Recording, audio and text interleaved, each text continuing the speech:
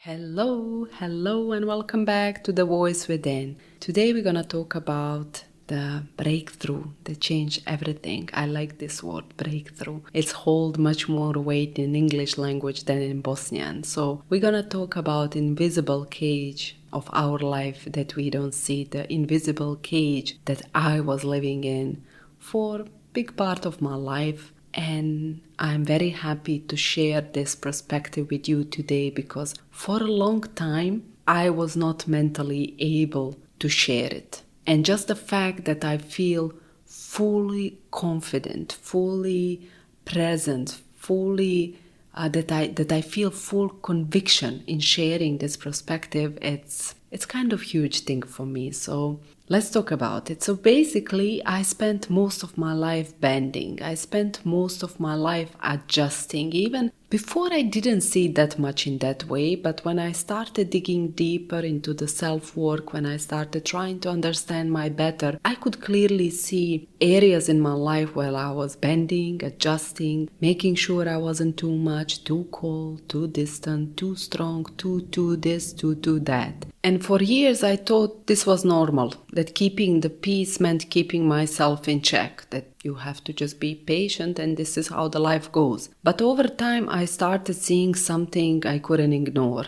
Basically, the more I adjusted to be accepted, the more exhausted I felt. The more I over-explained, justified, the more people expected from me. And the worst part, it never ended. Because the moment I stopped performing, the same people who liked me started pulling away. They started challenging me, testing to see if I would shrink down back again. And this is when I realized this was never real belonging. This was basically survival. So when I look back now, what I was afraid of, I wasn't afraid of being disliked. I was always afraid to be rejected, to be excluded, to be disconnected from the people around me. I was afraid that if I truly stood in my power, I would stay alone. But here is the thing that nobody tells you. The people who require you to self-betray yourself so you stay close to them were basically never truly yours. The version of you they accepted was never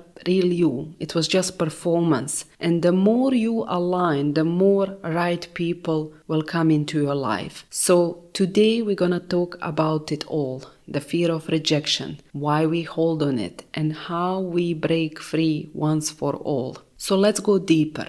Let's go very, very deep. Where does the fear actually coming from? That fear that I mentioned, the fear of being rejected, the fear of being excluded, the fear of being not connected or disconnected. Where does it coming from? Biologically, rejection is survival based. Our nervous system is wired in the way to see rejection as the threat to our safety. Thousands of years ago, we were living in the tribes, and isolation, let's say, from the cave meant danger. So our brain still operates and sees rejection as that. And now in modern society, we fear being excluded from family, from friends, from, some groups we are in. We fear losing connections in relationship. We fear being difficult one, different one, too much one, too cold one in social expectations and work settings. And this is why we often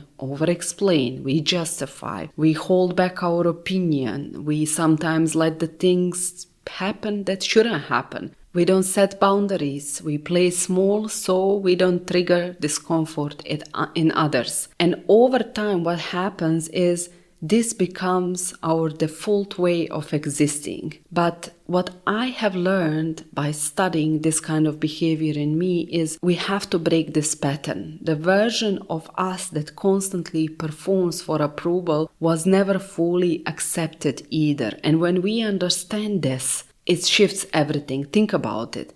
Some people, they like you when you overgive. Some people like you when you hold their comfort above your own. Some people like you when you made things easier for them, even at your own expense. But was it that real belonging, or was that just conditional acceptance? Let's call it that way. Because if you need to shrink, if you need to adjust, or if you need to explain yourself, to be accepted, to be loved, it's basically never true belonging to begin with.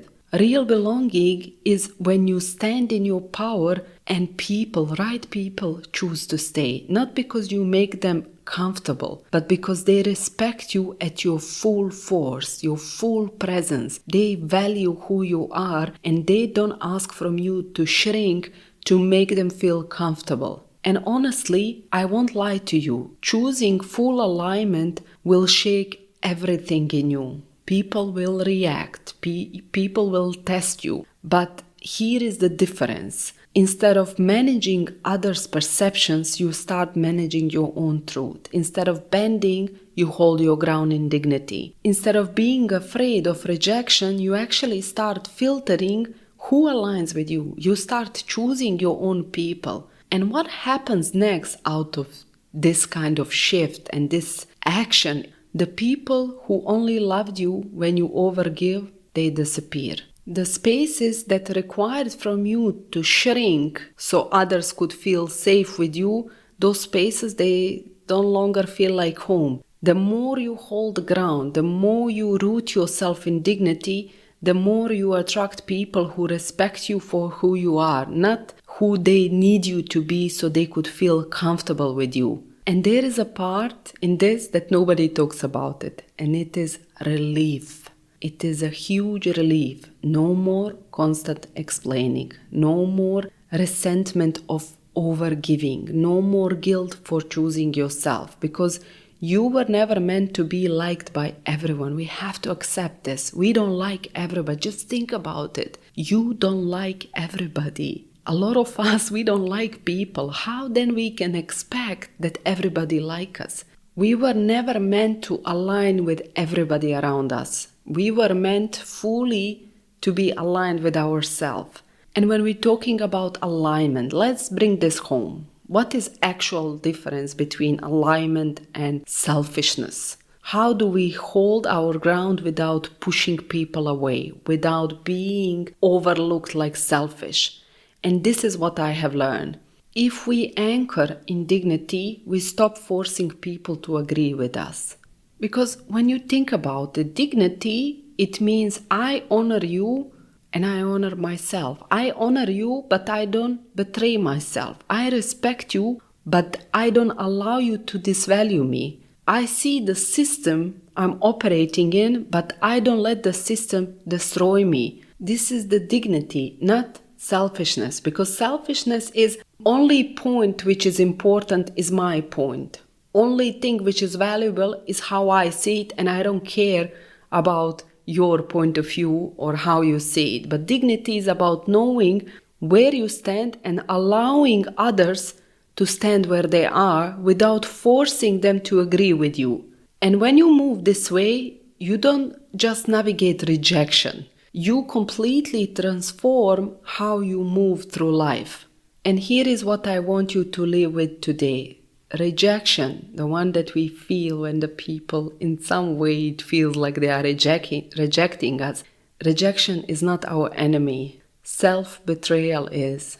And self-betrayal is when you perform, when you do something, when you betray yourself just to be not rejected. The more you align with yourself, the more life will filter out what isn't in your life for you. You are not here to be liked. You are here to be fully yourself. You are here to live in dignity. You are here to honor yourself as much as you honor other people. So stop managing people comfort. Stop shrinking yourself to fit into the spaces that don't value you, that don't honor you. Stop fearing rejection because you are safe. The true belonging was never built on performance to be accepted. Full alignment is the most freeing thing you will ever experience in your life if you allow yourself to live in the full alignment. This would be it for this podcast episode. I hope you enjoyed and see you next week in the new podcast episode. Thank you for your time. Thank you for listening and wish you a lovely, beautiful, shiny, sunny, smiley, happy, loved rest of the day. Bye.